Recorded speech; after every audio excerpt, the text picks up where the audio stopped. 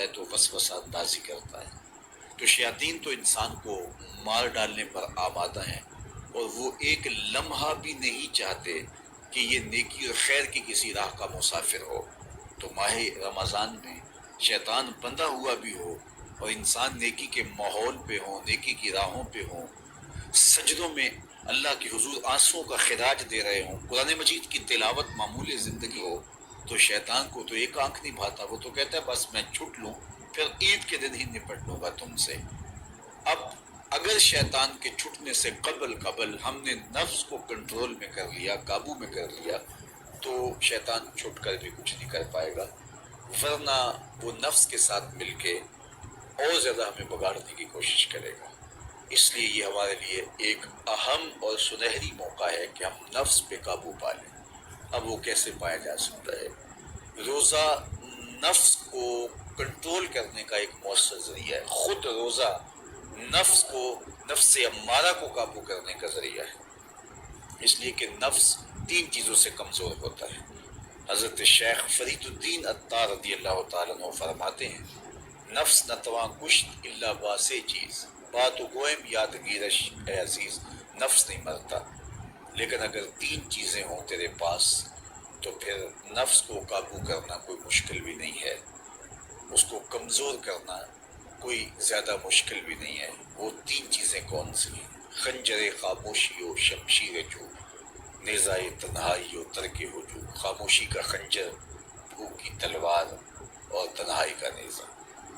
یہ 3 چیزیں نفس کی کمزوری کا سبب اور ذریعہ ہے۔ اب روزہ ان 3 چیزوں کو پیدا کرتا ہے۔ بھوک اور پیاس کے ذریعے سے نفس کمزور ہوتا ہے، تو روزہ بھوک اور پیاس ہے۔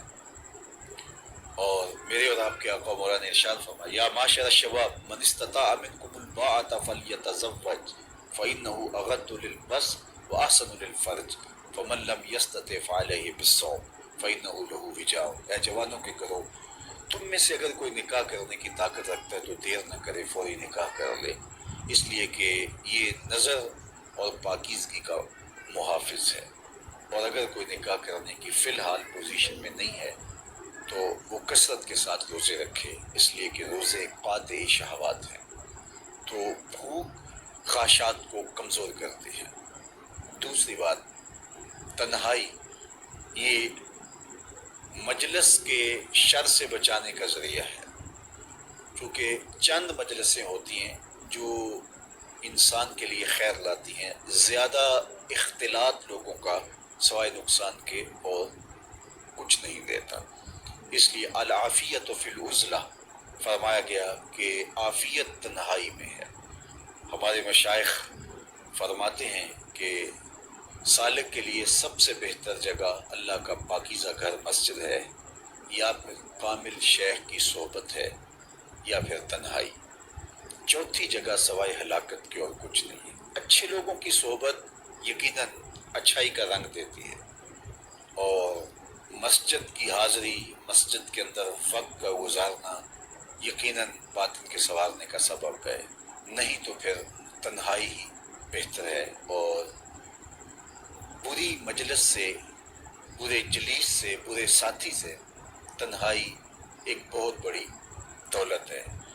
تو رمضان المبارک کے مہینے کے اندر ہم عبادات کی وجہ سے بہت سارے معاملات سے کٹ جاتے ہیں اور ہمیں تنہائی میسر آتی ہے۔ اور تیسری چیز فرمایا خاموشی کا خنجر۔ تو خاموشی میں جو فوائد رکھے گئے ہیں وہ کہیں اور نہیں رکھے گئے، اور عمومی طور پہ ہماری زندگی کی زیادہ تر گناہ ہماری زبان کی وجہ سے ہیں۔ غیبت زبان کی وجہ سے ہوتی ہے، جھوٹ زبان کی وجہ سے ہوتا ہے، بہتان زبان کی وجہ سے ہے، سب و شتم زبان کی وجہ سے ہے۔ سب سے زیادہ گناہ انسان کی زندگی میں، نامہ اعمال میں، اس کی زبان کی وجہ سے درج ہوتے ہیں۔ میرے اور آپ کے آقا مولا نے فرمایا تھا، جو تمہارے 2 جبڑوں کے درمیان، یعنی تمہاری زبان اور تمہاری پارسائی کی جگہ، ان 2 چیزوں کی تم مجھے ضمانت دے دو، میں تمہیں جنت کی ضمانت دے دیتا ہوں۔ تو رمضان المبارک کے اندر ہم روزے کی وجہ سے اور دینی مصروفیات کی وجہ سے اپنی زبان کو بھی کنٹرول کر پاتے ہیں۔ فرمایا کہ اگر تم سے کوئی شخص الجھے تم سے کوئی لڑے، کوئی بحث کرنا چاہے تو تم کہو انی صائم، میں تو روزہ دار ہوں، تو یہ کہہ کے آپ اپنی جان چھڑا سکتے ہیں۔ تو یہ وہ تین چیزیں ہیں جو نفس کو کمزور کرتی ہیں۔ رمضان المبارک کے اندر ہمیں اس کے لیے عملی کوشش کرنی چاہیے۔ ہر سال رمضان المبارک آتا ہے اور گزر جاتا ہے اور ہم جہاں ہوں وہیں کے وہیں کھڑے رہتے ہیں یا دو قدم پیچھے سرک جاتے ہیں۔ تو ہمیں سوچنا چاہیے زندگی بار بار نہیں ملتی، یہ اللہ کی نعمت ہے، یہ اللہ کی کرم نوازی